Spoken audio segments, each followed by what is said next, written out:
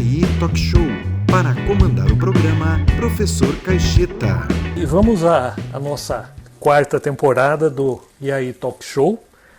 E nesse sentido, com muito prazer, né, representando efetivas fontes de juventude, nós temos a presença ilustre do maestro Ernest Mali, para quem aí eu, com muita honra, dou as boas-vindas.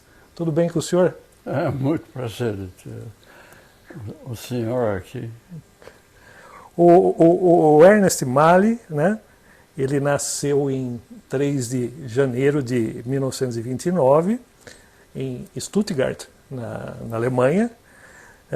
Ele tem, portanto, 94 anos, né, conservadíssimos, viu, maestro? Muito bem conservados.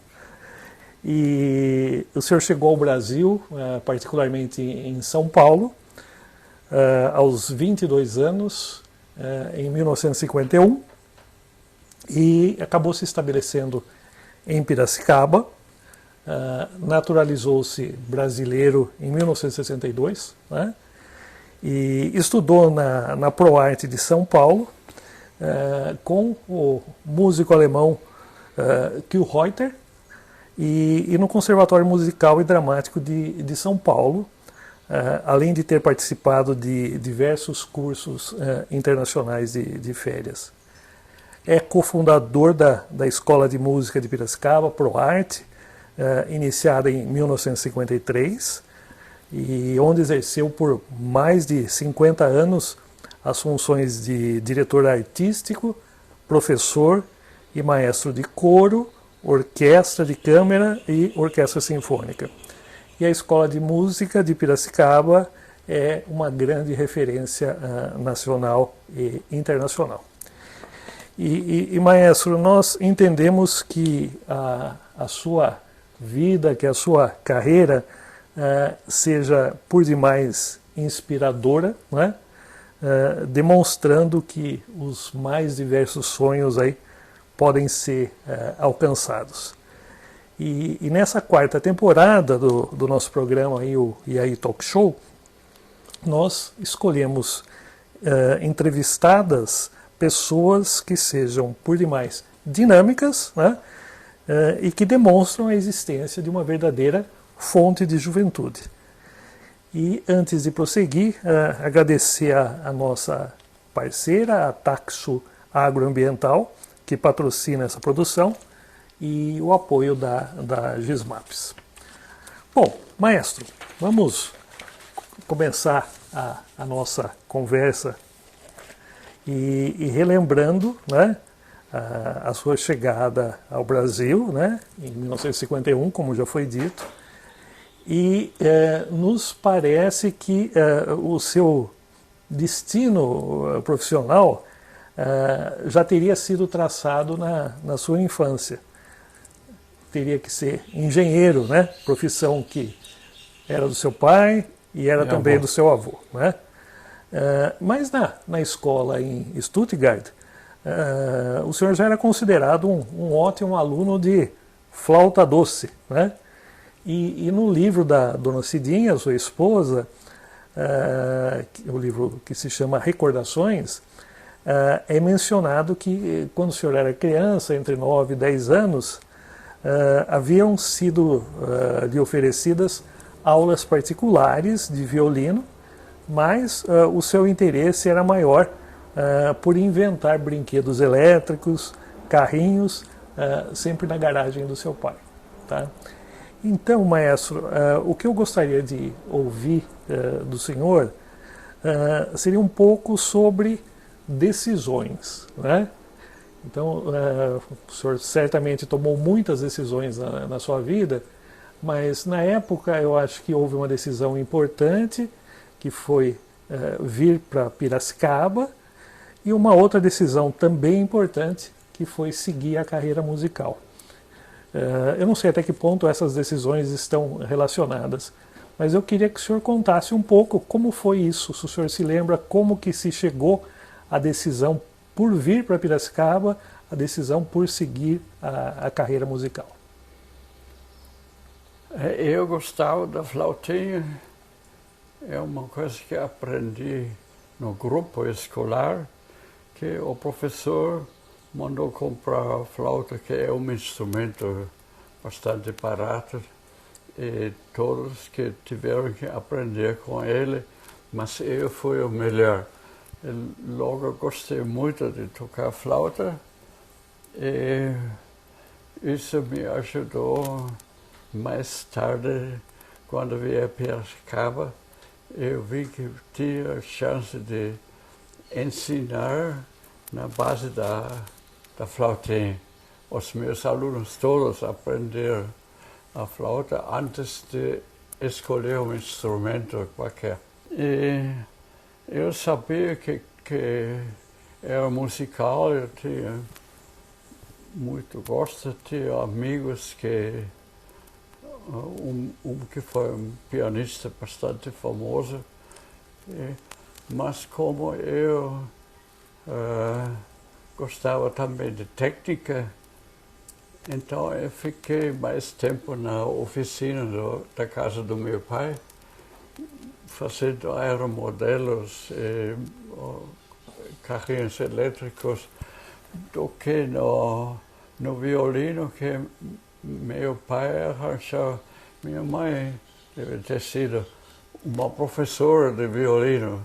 Então, antes de ela chegar em casa, eu pegava no violino e estudava 5 minutos, mas era muito pouco para ser um bom violinista. Mas gostava muito de técnica, entendia tudo de automóvel, que, claro, por causa da indústria do meu pai.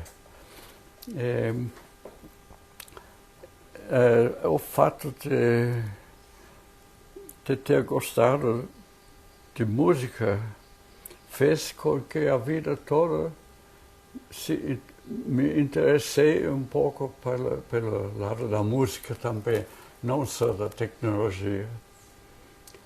Mas o definitivo foi quando acabou a Segunda Guerra Mundial, então nós morávamos na Áustria, numa casinha que nós tínhamos para andar de esqui no inverno e de escalar montanhas no verão. Era bom em tudo isso. E depois aconteceu que o exército francês, uma vez por mês, trouxeram alunos do Conservatório de Paris, que era de uma excelência que eu nunca antes da minha vida escutei, porque meu pai não tinha tempo de ir conosco em concertos ou em sinfonia, escutou óperas e sinfonias. Então daí esses franceses que despertaram a vontade dentro de mim de conseguir também tocar um instrumento muito bem. Daí eu fiz o erro de querer aprender sozinho, sem professor, porque lá era cidade pequena, não tinha assim muito professores de música. E fiz então o erro de querer aprender a tocar bem piano sem professor. E depois de 6 meses, as minhas mãos conseguiram doer bastante. Eu fui no médico. Então ele olhou e disse: tire a ideia de ser pianista da cabeça, porque você tem uma tendinite irreparável. Daí eu ainda fazia um pouco de música com os colegas, em vez de ir para cima, ser um pianista de primeira. Eu comprei uma flauta transversal que não tinha tocado nunca antes, uma clarinete de um soldado americano, que era barato, mas muito boa, e um saxofone toquei pouco de violoncelo num instrumento que soldado alemão tinha. Que em vez de seguir para cima, eu fui para o lado. E isso que foi incrível porque tinha uma importância definitiva quando eu comecei a ser professor.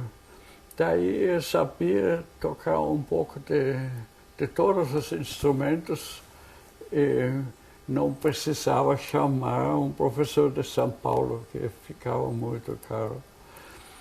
E meus alunos, então, eram de contrabaixo, de violoncelo, de clarinete, de fagote.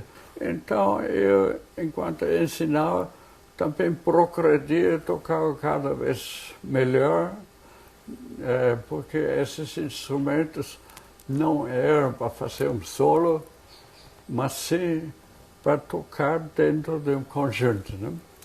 E o mais importante foi o fagote, o oboé e trompa, que esses instrumentos não tinham no Brasil, que você tinha no Rio de Janeiro, em São Paulo. Então eu toquei junto com o aluno e por instinto também eles fizeram os mesmos movimentos e conseguiram um som bastante bom. E só depois de algum tempo eu também progredi pouquinho com eles, daí precisou chamar professores de São Paulo.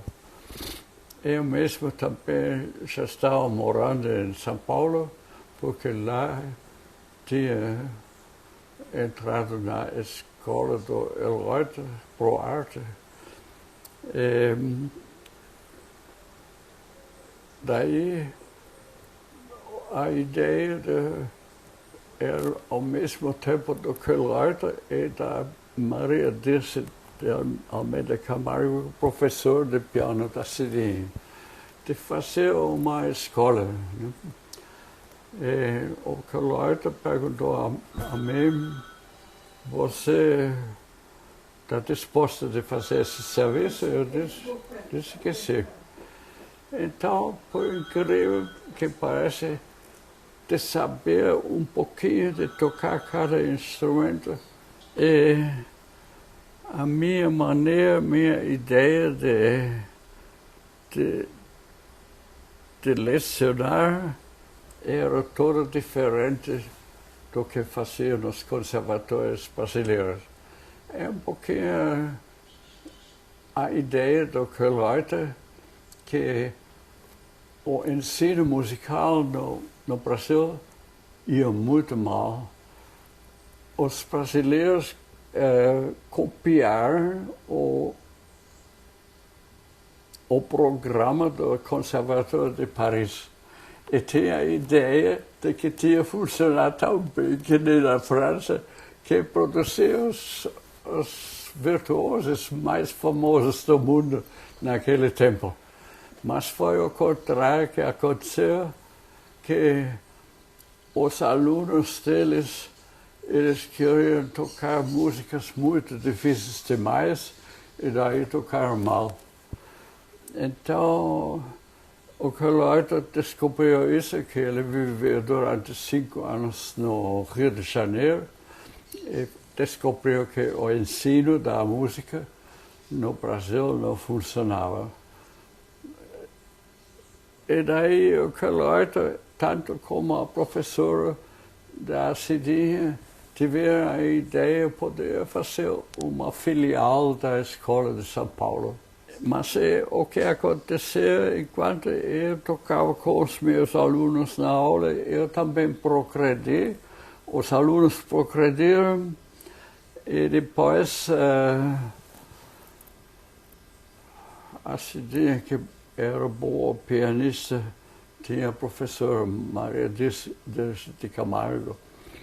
E os dois, tanto a professora dela como o Elreuter, achavam que aí poderia fundar uma filial da ProArte, da escola de Elreuter, em São Paulo. Não? Ele perguntou a mim, eu disse que sim, eu vou tentar. Né? Daí, no fim, o fato de saber tocar um pouco de tudo permitiu de não precisar chamar professores de São Paulo. Eu, além de tudo, a minha maneira de ensinar era muito diferente do que no Brasil estava acostumado. No Brasil, os alunos de piano querem logo tocar as peças mais difíceis de Villa-Lobos, Camargo Guarneri, e tocaram mal, porque o ensino não estava suficiente para isso.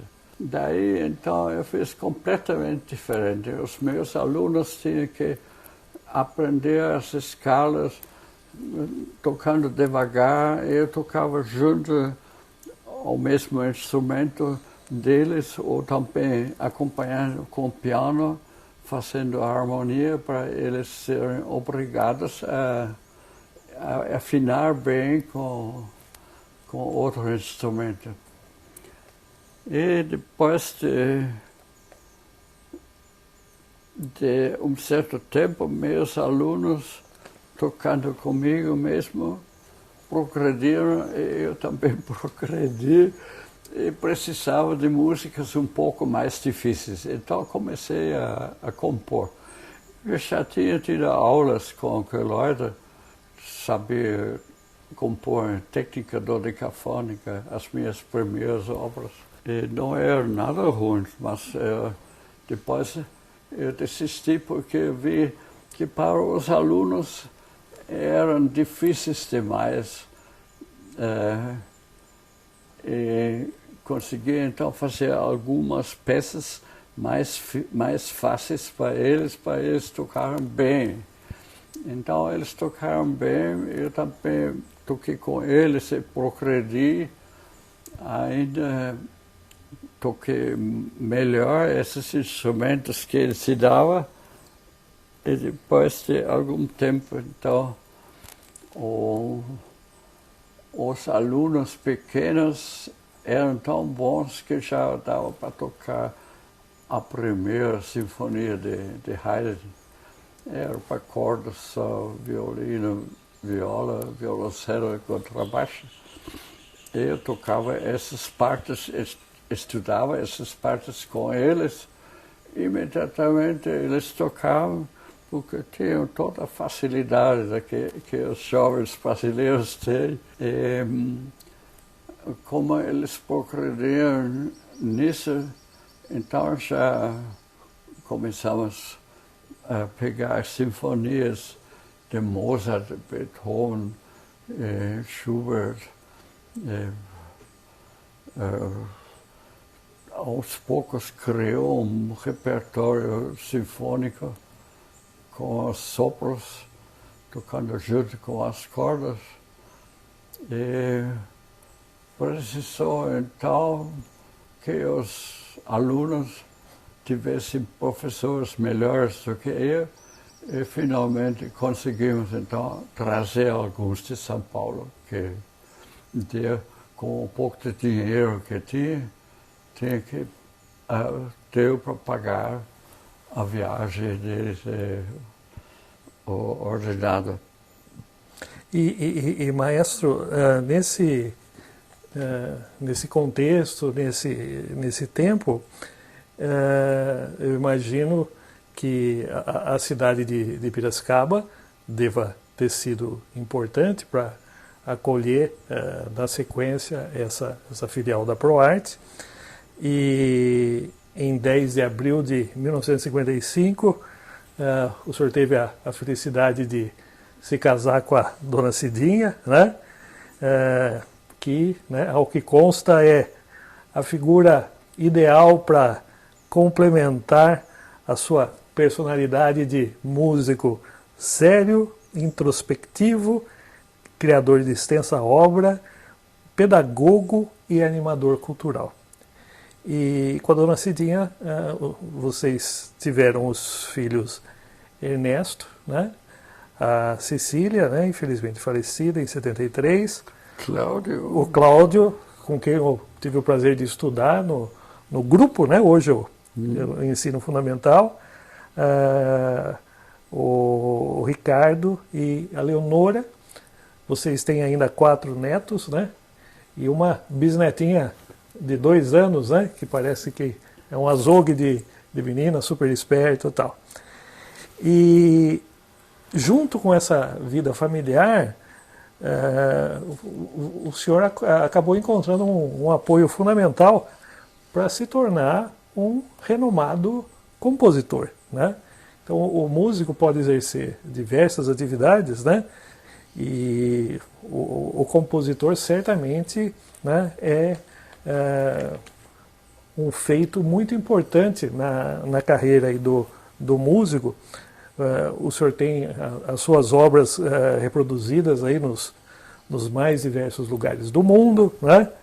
E críticos de arte sempre atestam a boa qualidade da sua música.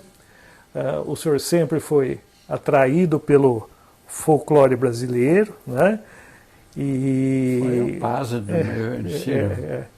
E o Oswaldo Lacerda, o compositor, ele disse certa vez que o Mali, mesmo não sendo brasileiro, escreve música brasileira de melhor qualidade. O senhor é também o idealizador dos concursos Jovens Instrumentistas. Eu me lembro com muita saudade desses concursos, né, que atraíram estudantes de vários instrumentos, né, de 1972 a 2003 aqui para Piracicaba. E uma outra qualidade do senhor é a facilidade e a qualidade das óperas que o senhor escreveu, né? A começar da famosa Maroquinhas Frufru, né? Texto da Maria Clara Machado, né? A própria Moreninha, né? Com o libreto do Zé Maria Ferreira, né? A obra de Joaquim Manuel de Macedo, o Garatuja, né? De José de Alencar e libreto de Eugênio Leandro, e agora acho que a recém-composta Isaura, né? A Isaura, que originalmente é do Bernardo Guimarães, a obra, né? E no caso o libreto é do Marcelo Batuíra, aqui do Jornal de Piracicaba. Já faz 3 anos, mas temos muita dificuldade de apresentar. Mas, pelo que a gente levantou, parece que inclusive para essa ópera e para as outras também, né? As entidades mais locais aí têm dado o seu apoio, né? Para que seja possível, né, encenar essas óperas, né? E isso vai de encontro, né, ao seu plano inspirador de vida, né? Uma pessoa que também, né, já lecionou, né, em vários cursos nacionais, internacionais e férias, e hoje, como o senhor já até mencionou, existe uma dedicação grande, né, para a composição, para os mais diversos instrumentos e conjuntos. Eu entendo muito pouco de música, né? Mas eu diria que uma das qualidades que se destaca na sua carreira artística aí, é justamente essa facilidade com que o senhor teve ao encarar aí, ao ser desafiado por diversos tipos de instrumentos, né? Então, isso acabou ajudando em muito, né, a sua qualidade como professor, como compositor e por aí vai. Então, eu queria ouvir 2 coisinhas do senhor, se possível. Primeiro, o senhor é um músico, né, renomadíssimo, mas que acaba desempenhando diversas atividades de cunho musical, né? Então, como que é a divisão do seu tempo? Tipo, hoje é dia de escrever ópera, amanhã é dia de escrever uma composição para piano. como que isso funciona, né? E, ao mesmo tempo, eu sei que isso é difícil, mas se o senhor tivesse que escolher um instrumento musical para te fazer companhia nesse seu dia a dia, qual é o instrumento com o qual aí o senhor tem mais carinho, maestro Mário? Eu preciso do piano para compor, porque eu tenho as melhores ideias quando posso improvisar no piano, e daí quando eu acho que a ideia é boa, então eu pego um papel velho e escrevo o começo da ideia para não esquecer, porque não tenho memória assim tão boa. Depois de alguns dias não lembro mais o que improvisou.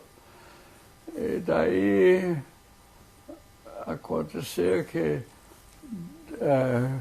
uns 40 anos atrás aprendi a copiar música com computador e já então comecei a copiar as músicas que eu tinha escrito no papel de música para ter tudo no computador numa legibilidade melhor do que era a minha escrita manual. E depois de algum tempo, daí, 30 anos atrás, já tinha praticamente todos os primeiros 1000 músicas que compus em uma cópia bem legível no computador. E depois, quando imediatamente tirei cópia no papel, guardou então nos envelopes na Mali Empreendimentos, que achei muito importante ter também uma cópia que posso tirar mais cópias mais tarde.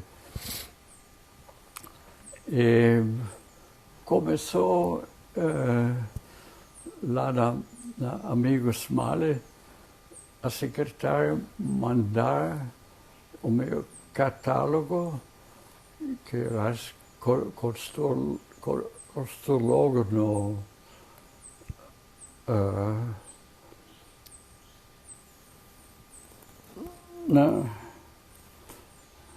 na internet, podia ler o catálogo Mali.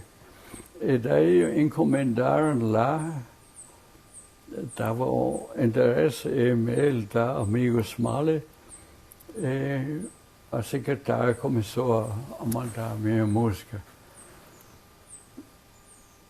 E foi bom de ter feito uma cópia de papel, porque durante a vida toda tive problemas com computadores, que começaram a faltar um pedaço, ou uma página, ou diversas páginas. De repente, tinha que recorrer ao papel que está guardado lá na Amigos Mali. E assim, eu nem percebi, mas fiquei conhecido no mundo inteiro, não só por causa da minha música, mas sim por causa dos muitos alunos que a escola formou e que eram muito bons instrumentistas. Que um aluno de oboé, então, ele é catedrático de oboé na Universidade de Berlim, é o melhor oboísta do mundo. Né? É incrível. O meu ensino, ele produziu uns músicos que eram famosos, entravam logo em orquestra, porque tem muitas qualidades, muito boa leitura, muito bom som, e boa técnica. E daí eu fiquei satisfeito de ver que meu ensino, começando com melodias folclóricas, que eles tinha que tocar no instrumento, os alunos. Mais tarde, eu então comecei a escrever músicas mais difíceis para acompanhar o progresso deles. Então aconteceu num curso de música em Curitiba, eu estava dando aula de flautim, que é a única coisa que fazia lá. E daí, então, eu escutei uma música ao lado de viola e de piano. Então, eu disse, essa música é minha. Como é que conseguiram? Era um viola e violoncelista da Orquestra Sinfônica do Teatro Municipal de São Paulo que tocava isso. E tinha até gravado já, não? Daí eu fui lá, cumprimentei, dizendo que está soando muito bem. Daí eles tocaram a gravação que eles tinham feito no gravador, não existia o disco ainda. E daí eu disse, mas isso parece muito bom, então eu sou compositor, porque eu não tinha percebido que meu talento era assim tão grande que até os profissionais pegavam essas músicas que eu fiz para os alunos. Eu acho fundamental essa formação de discípulos, como a gente diz, né? Ver os alunos, ex-alunos, né? Se dando bem, né? Percorrendo caminhos árduos, mas, né? Trazendo muito da cultura musical acumulada. E nesse sentido, né? O senhor é uma personalidade reconhecida nacional e internacionalmente, né? Foi vice-presidente da Sociedade Brasileira de Música Contemporânea, é membro da Academia Brasileira de Música, né, cadeira número 6. Pelo trabalho, né, desenvolvido em prol da juventude, o senhor recebeu em 1965 o título de cidadão piracicabano e em 1995 também recebeu uma premiação da APCA, né, Associação Paulista de Críticos de Arte, e foi também recentemente homenageado no Festival Internacional de Inverno de Campos do Jordão, né, quando dos seus 90 anos. Né? Então, eu queria que o senhor continuasse a contar como que é esse estado de espírito do ser humano Ernest Mali ao receber tantas honrarias importantes, ao ver seus ex-alunos caminhando muito bem com as suas próprias pernas. Bem, eu não ligo muito para a glória, mas fico muito satisfeito com o sucesso dos meus alunos, ex-alunos. 5.000 alunos passaram pela Escola de Música em 50 anos e a escola agora parece que chegou perto do fim, mas eles, os 5.000, acho que lembram com muito amor o tempo que eles passaram lá. Era uma grande família e com isso foi comprovado que o amor pela coisa que constrói, produz coisas boas, não? E neste ano a Escola de Música vai completar 70 anos, né? E quem sabe já apresentando a nova ópera, né? Isaura, mais 70 anos. Assim, 70, mas é muito difícil conseguir o dinheiro. A ópera é uma das coisas mais caras e precisa, se não tiver dinheiro, então não se faz. Mas, Maestro Mali, eu acredito muito em algo que o senhor com certeza também deve acreditar. Para bons projetos sempre existem fundos disponíveis. tenho certeza que no momento adequado esses recursos vão aparecer. E queria dizer para o senhor que é uma honra, de novo, né, muito grande tê-lo aqui conosco, né?